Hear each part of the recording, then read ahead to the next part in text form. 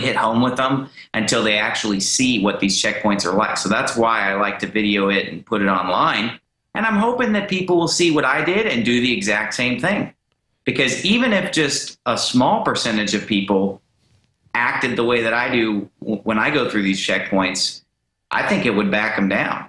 Yeah, and when you post them on YouTube, it catches on. People kind of see how they could react to a similar situation. And now you're a pastor there in Tempe. Do you discuss this in church at all? Do you tell people at church what happened and what you went through? I do. It's not a huge emphasis of my ministry. Obviously, I focus mostly on preaching the Bible and on spiritual things. But definitely before and after the services, we'll talk about stuff like this. And I've gone into it from the pulpit as well when it was applicable to the part of the Bible that I was preaching. Sure.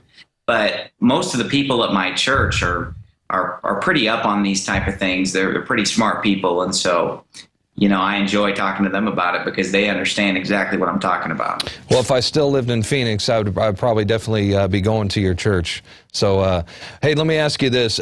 Before we go, what is your message to police and military who might be watching this right now? How do you explain to them that what they're doing is wrong, and how do we get them to join the good side?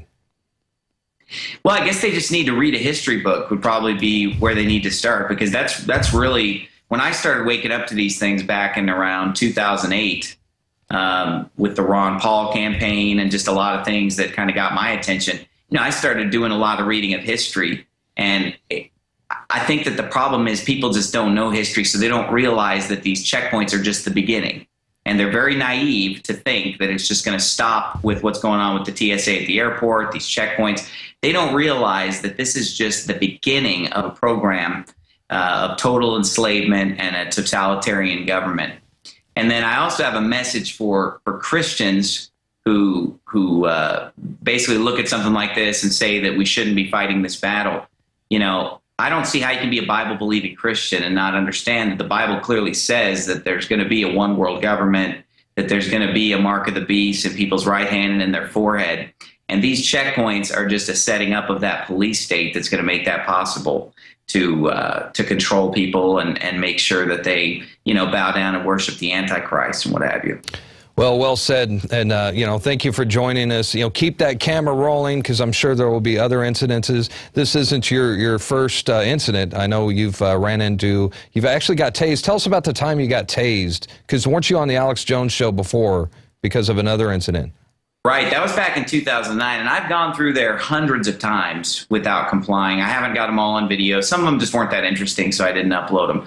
But the time in 2009, they would not take no for an answer. And after about an hour and a half of a standoff, they ended up busting out my windows, tasering me for 22 seconds, and shoving my face in broken glass. I ended up in the hospital having to get stitches in my head and spent the night in jail. But later, a jury found me not guilty on all charges, and now we're taking them to court in a federal lawsuit. So hopefully we'll have an update on that by the end of the year. That's a pretty slow process, but I'm looking forward to that. Sure. Well, keep us updated on that as well. And obviously you're not too intimidated because you're still standing up to these guys. Thanks for joining us. Keep that camera rolling. The next incident, we'll be looking out for it. Sounds good. Thanks. All right, bud. Thank you. All right, we're going to continue with some Obamacare news. Hey, did you know that sterilization will not cost women a penny under Obamacare? That's right. A new regulation that goes into effect on August 1st requires that health plans cover sterilization for all women with reproductive capacity. How much you want to make a bet that includes teenage girls? Well, guess what? It does include teenage girls. It's true. Maybe Texas Governor Rick Perry will make it mandatory. I don't know. So, just like that stunt he pulled with the dangerous Gardasil shot, who knows? But, of course, the sterilization mandate will make health insurance more expensive for all of us. But the social engineers in Washington, D.C. love it because they love death. And they want you to think that they are saving the planet by reducing human population. So, welcome to Agenda 21, making the world a more sustainable place in the 21st century. Now, up next, I've been looking forward to this one because we have a new video from Luke Rudkowski from We Are Change as he confronts Newt Gingrich again about his attendance at the Bohemian Grove. And this time, Luke brought proof of Newt's attendance. Let's check it out.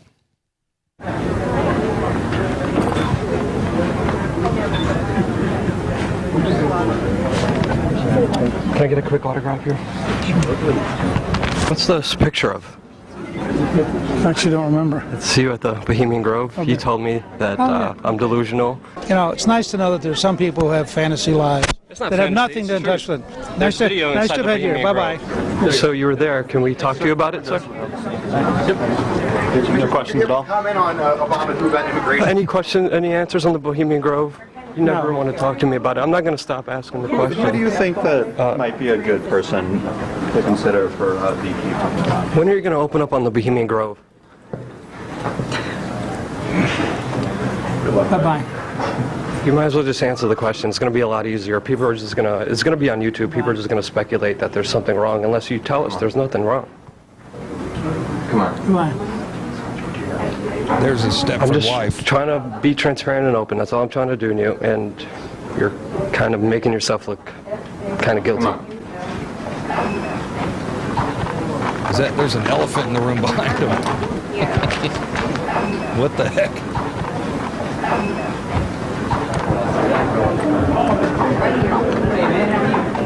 We thought, you know, it looks like there's not a lot of people here. We could at least, you know, have a conversation. You know, talk to you, if that's okay. You know what?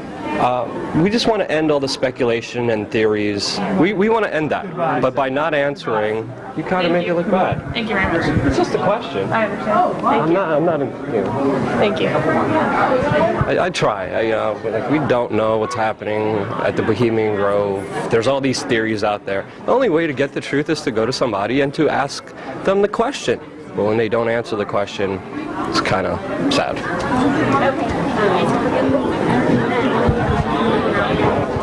And I just noticed my favorite graphic right there, Marcos. Thank you very much. That is one of my all-time favorites.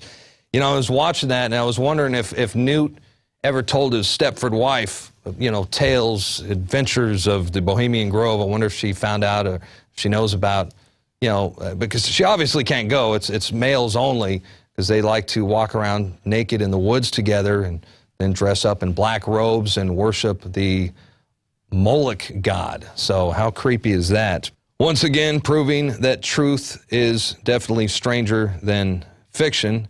And oh, that's the graphic. Okay, I was doing some Bohemian Grove research today, and I found this on a website called truthertoys.com. Now, is that cool or what? That is a Bohemian Grove set. And I got to have one of those. They even have an Alex Jones bobblehead. Could you show one of those?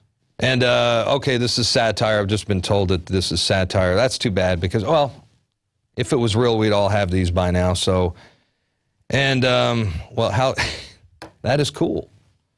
Hey, while we're on the subject of Bohemian Grove, you know that George Bush Sr. and George W., they were regular attendees. And so they like to dress up in the robes and worship Moloch as well. But not everybody who attended Bohemian Grove liked it. And that brings us to our quote of the day. And this one from Tricky Dick. As he says, Bohemian Grove that I attend from time to time is the most faggy, GD'd thing you could ever imagine. And that was an elegant quote by Richard Nixon. Apologized for the foul language in that one, but he actually said that. And you can actually, somewhere you can find the audio recording. I've heard it before. It actually goes on after that, talking about not wanting to shake hands with people from San Francisco, and it's whacked, man. You got to check it out. Hey, we're going to take a quick break, but when we come back, we're going to, well, Aaron Dykes has a special report, so when we go to break, we're going to throw to this, and this is about a UN gun control. Aaron Dykes, I just found out about this just now. After that, we go to break, and then when we come back, we're going to have Ed Haslam in studio, and he is the author of Dr. Mary's Monkey, right here. And it's about the unsolved murder of a doctor, a secret laboratory in New Orleans, and cancer-causing monkey viruses that are linked to Lee Harvey Oswald, the JFK assassination, and emerging global epidemics. Ed Haslam when we come back, but first, a special report from Aaron Dykes.